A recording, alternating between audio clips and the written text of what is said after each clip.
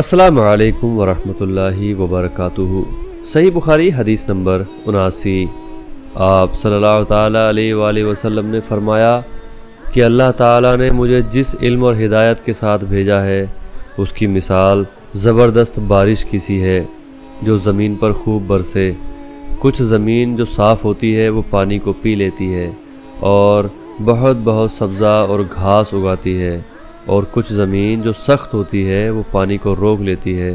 اس سے اللہ تعالیٰ لوگوں کو فائدہ پہنچاتا ہے، وہ اس سے سیراب ہوتے ہیں اور سیراب کرتے ہیں۔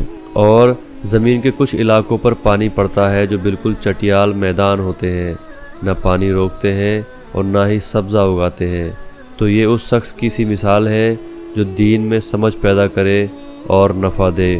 اس کو وہ چیز جس کے ساتھ میں بھیجا گیا ہوں، اس نے علم دین سیکھا اور سکھایا، اور اس شخص کی مثال جس نے سر نہیں اٹھایا یعنی توجہ نہیں کی، اور جو ہدایت دے کر میں بھیجا گیا ہوں اسے قبول نہیں کیا۔